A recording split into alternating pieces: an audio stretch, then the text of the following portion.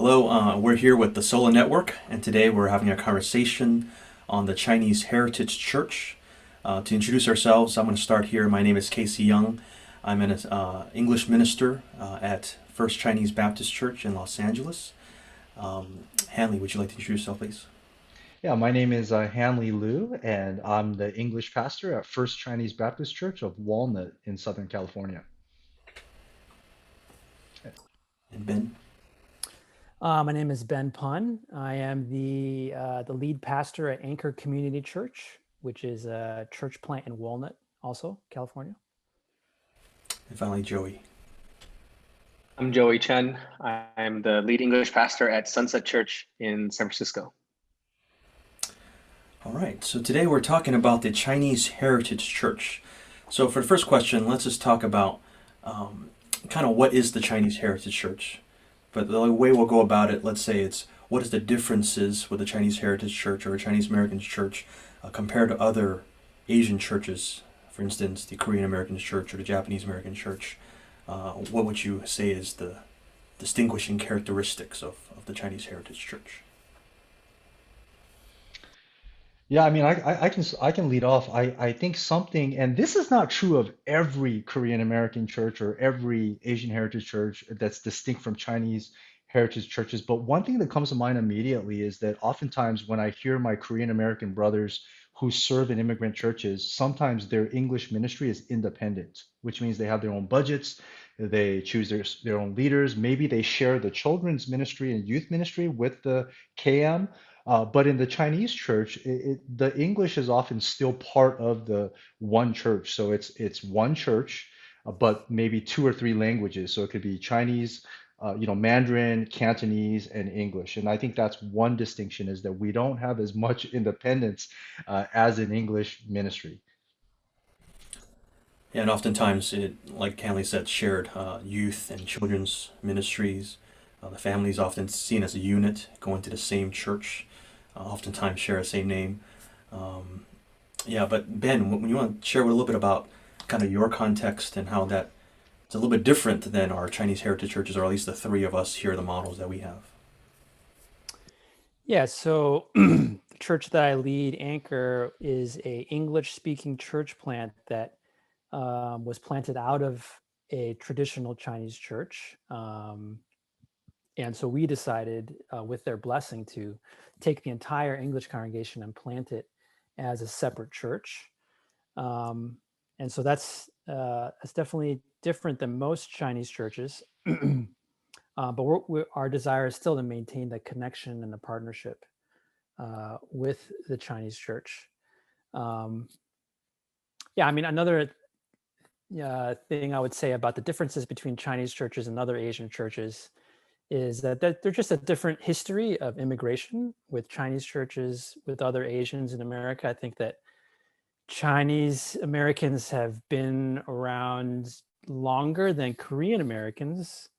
It's different with Japanese, but I think that um, that makes it a little bit different. I think some of the Chinese immigrants, their English language skills are good. I think that's the difference with some of the other immigrant churches. Um, and there's just a longer history too. And so I think you'll have maybe in some Chinese churches an older generation of English speaking um, Chinese Americans, and I think that's another difference as well.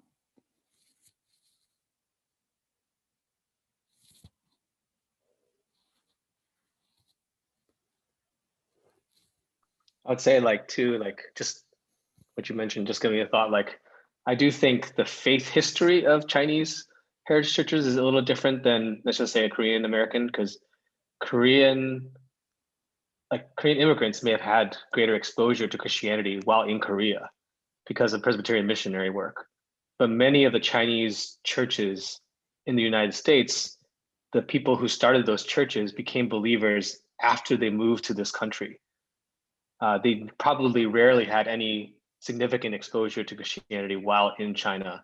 They're maybe a little different with Taiwan and Hong Kong. And so you may have more of a historical faith background from different countries. But that also says that Chinese is not a monolithic thing either, because Yeah. some Taiwanese people won't identify as Chinese, and then you have people from Hong Kong who have a different identity, and then mainland. So when you talk about Korean American, you probably have, there's obviously differences in that too, but like Chinese is a big umbrella, and then you had to kind of drill down a little bit further too. But I think something that's interesting that we've talked about, and I know other Asian Americans have, Asian heritage North Americans have talked about this as well, is that when you think about Asian American church plants, oftentimes they're either Japanese American, which means they're Pan-Asian because they're Japanese American led and they're much older, or they're Korean American led churches that become Asian American. But you don't hear too many. I know some exist, but you don't hear too many Chinese heritage churches planting an independent English Chinese church. And I've always wondered why. I mean, is that part of our culture? Is that part of why we're more one family with different rooms under a house? And so that's something that's always been a question for me. It's really interesting to think of. Yeah, I think that's a very interesting point. Yeah, for instance, for myself, yeah, so I'm planting a church out of a Chinese church, and when I was first doing it, I was looking all around to see if anyone else had done this, and I honestly could find next to zero. Like, yeah, I'm really the only person I could find all over the country who was doing what I was doing, doing a church plant that was still connected to the immigrant church.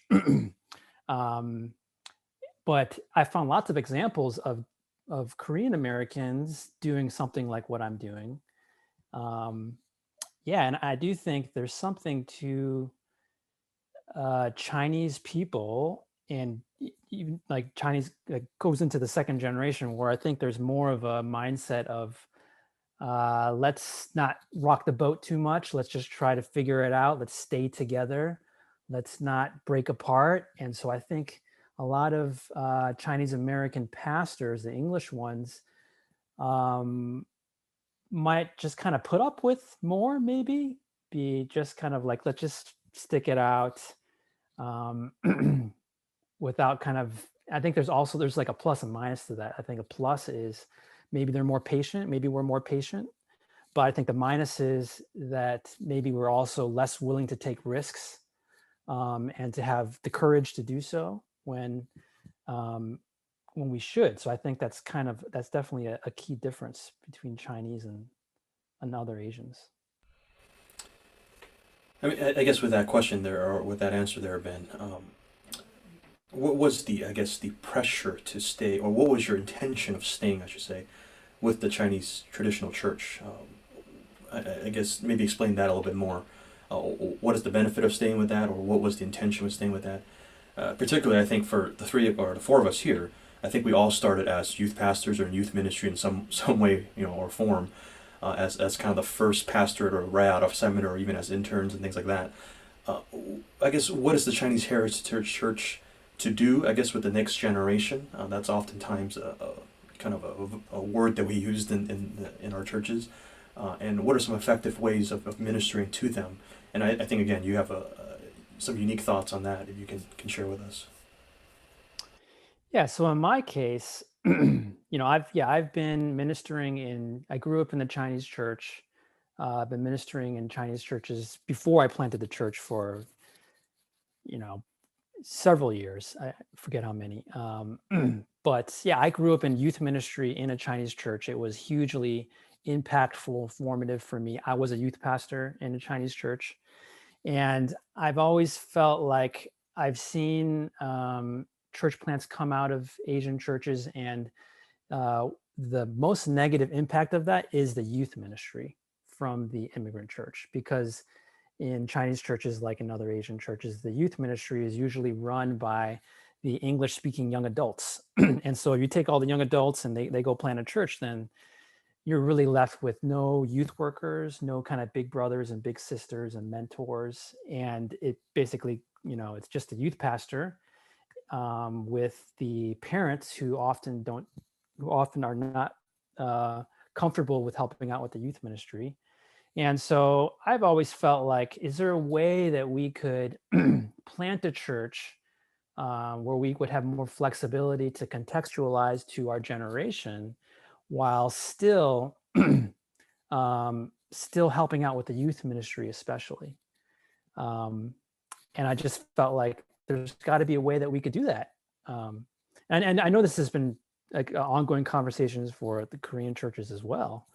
But yeah, I just felt like if we could figure that out for the Chinese church, I think that would be ideal. And so that was really the heart behind our church plant, was that we would be independent. We even worshiping at another site, which is what we do. We worship at elementary school down the street and really kind of carve out our own identity, but we still support the youth ministry. We still send youth workers to their youth ministry. And actually the youth group, actually, they still come and worship with us once a month. And we've been able to do that. We're like 3.5 years old now. And we still send, several youth workers. And I think our church, that's part of the DNA of our church, is that we do care about the youth ministry. We want to, we do want to maintain that relationship. And so, yeah, I would love to see more Chinese churches maybe experiment with this model, because I think that it could work.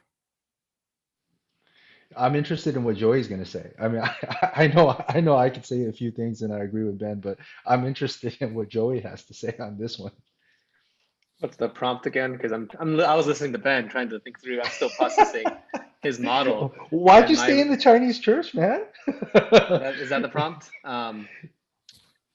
Well, to kind of respond to Ben's thought, I do think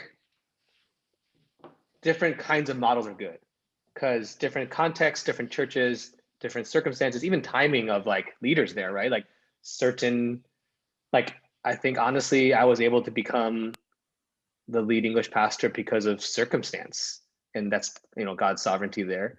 But so there's not a one model. Like our church has a model where we could have a senior pastor, but we've chosen to go with a co-lead pastor, Chinese and English, leading together underneath our eldership. I think there's a need for various models, and not presuming that any model is, absolute or unassailable and must be the way it's done. I think we must be more free to realize different timing, circumstances work, and not be so critical about what, from our perspective, judging some other particular model. So I do like the idea of encouraging people to think creatively, because there's an Atlanta Chinese church. I think what they did was they planted out their entire English congregation too, just because they were bleeding so significantly. They became like a completely independent church.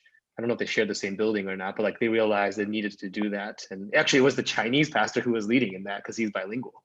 That's an incredible story. I forget the pastor's name who did that. That's an incredible story though. But why did I stay in the Chinese church? I really do think some of it was because I was still processing my own identity. And so I feel like Chinese American identity is not, well, at least I'm just giving my generation my age, but like, I don't feel like, for me personally, I got a lot of framing, thinking space to process my Chinese or Taiwanese American identity. And I don't think I actually came to grips with even thinking about those categories until I was pressed to think about other people's ethnic identities. So like, as I interacted with Korean Americans and realizing I don't fit there, or like interacting, I was primarily before ministry in, majority white culture context, and not really processing my Chinese identity. I feel like staying in the Chinese church was this sense of like my journey of, I had for seasons didn't want to serve in it, but I didn't know why. It was more just practicality, or like, many of us, if you're listening to this and you're interested in Chinese churches, right? Like Chinese churches can be difficult, hard places to serve. But that's, again, if we make that the judgment call, everywhere has that experience. So for me, I realized I can't leave that until I come to grips in some way also with my identity as a Chinese Taiwanese American.